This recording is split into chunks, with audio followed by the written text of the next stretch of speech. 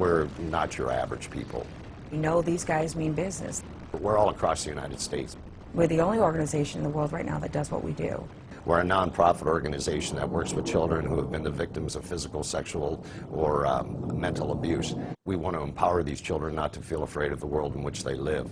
Once children are empowered, they can start to heal. We work with the child to remove their fear. When their fear is gone, that's when we know our job is done. When we say we'll do anything to protect the children, whatever that means, we mean it. We've got one guy who's 6'10" in our organization. We call him Tree. Yeah, I stand out quite a bit.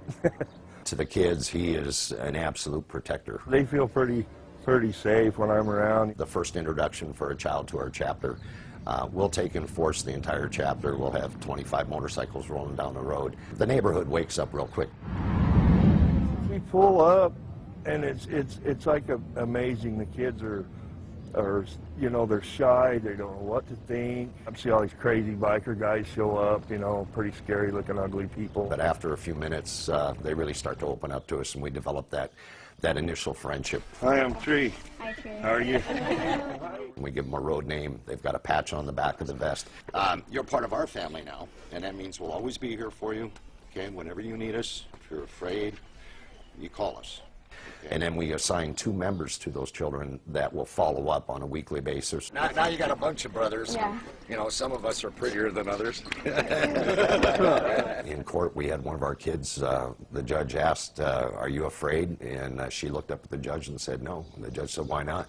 She goes, because my friends are scarier than he is. A BACA child is 4 times more likely to testify in court than a child who is not part of our organization. It is personal for me because I've been through abuse, in and out of foster homes, in and out of the system. Nobody believed me. Nobody seemed to care. It's a hell that I wouldn't wish upon anybody. Here in Arizona, the child deaths directly related to child abuse went up 20% in the last year.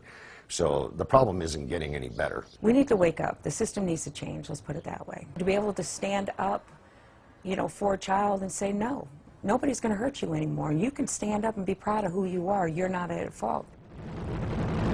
We're not playing wild hogs here. And if someone who would hurt a child doesn't take us seriously, well, that would be a big mistake.